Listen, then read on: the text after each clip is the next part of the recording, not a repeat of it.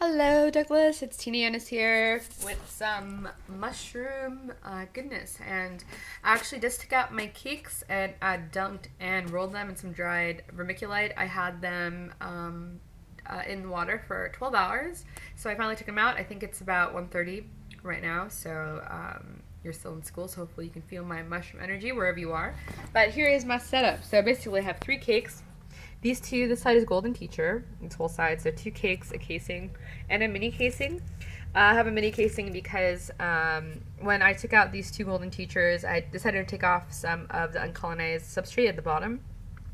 And so, but it also did force me to take off some colonized areas, so I decided to make a mini casing of Golden Teacher. But this is actually both these guys, so I know that each, it may be two different, like, substrains off the strain or whatever the correct terminology is, but I decided why not and try it, so that's what I'm doing. I have, and this is my B plus side, so I have this one cake here, and I have this casing. I decided to do 60-40, so 60% vermiculite and 40% coir. I also have this little note here that says, may my love protect you until we are one in divine ecstasy.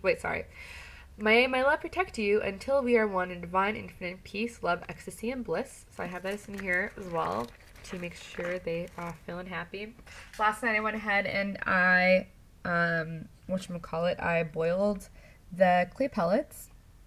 So they're all sterilized and good to go. And there's some vermiculite in there that accidentally got in there if you're wondering what that is. And the reason why I only have the 5 cakes, or I only have 5 cakes, like these Golden Teachers is equivalent of 3 cakes, and then these are 2 cakes, of course. I have 1 cake in each of these casings. It's because I think I was telling you about it already, but I have some contaminants in my B+. So I have some green mold here, and I have some yellow mold. I forgot what it's called. But what I also have is, if you see these, like, red things, like, this is kind of what I was seeing yesterday. I should have taken a video of it, but or picture at least.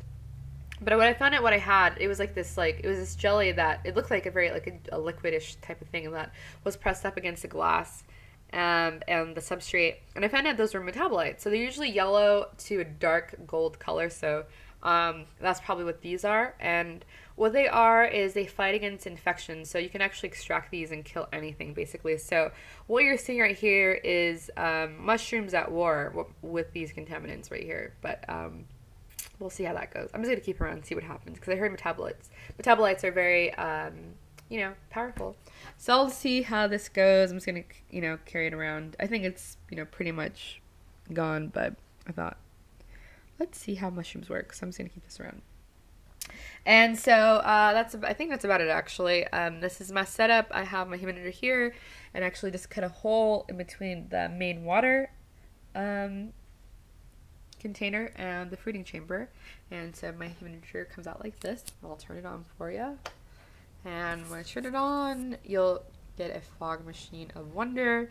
I'm still going to need to put holes in my clear cover, but in the meantime, I'm just kind of letting this happen. And I just have this big dark gray top. I just kind of put it sideways, and I'm just hoping that it keeps in the humidity, and I'm sure it will.